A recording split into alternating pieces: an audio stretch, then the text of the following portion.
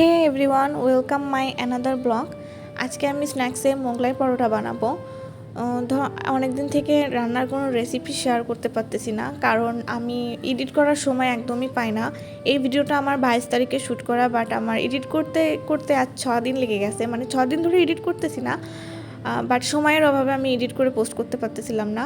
তো আমি মোগলাই পরোটা বানানোর জন্য আটাটা ভালোভাবে হালকা কুসুম গরম জল দিয়ে মেখে রেস্টে রেখে দিয়েছি। তারপরে কাঁচা লঙ্কা কুচি, পেঁয়াজ কুচি, ধনেপাতা কুচি, হলুদ গুঁড়ো আর লবণ দিয়ে পেঁয়াজটাকে মেখে নিচ্ছি।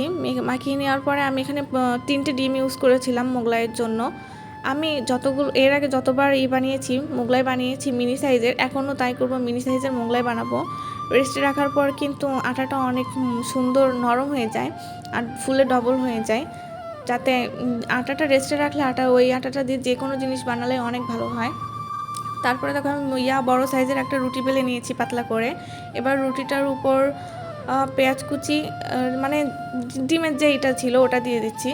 আর একটা কথা, আমার এই ভিডিওটা 22 তারিখে শ্যুট করা, কিন্তু আমার এডিট করতে একদম মনে ছিল না। কিন্তু গতকাল আমার ফ্রেন্ডের হাজব্যান্ড মোগলাই পরোটার একটা রেসিপি শেয়ার করেছে, তো সেটা দেখে আমার মনে হয়েছে সেটা আমারও তো মোগলাই পরোটার একটা ভিডিও আছে, আমি কেন এখনও এডিট করিনি। মানে আমার সত্যি একদমই মনে ছিল না যে আমার একটা ভিডিও অলরেডি গ্যালারিতে পড়ে আছে।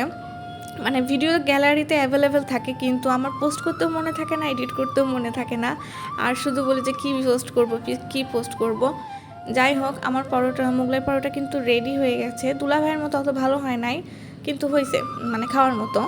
এবার আমি আমার জাজ তাকে দিচ্ছি, সে খেয়ে বলবে যে আমার রান্না করাটা, মানে মোগলাই পরোটা কেমন হয়েছে।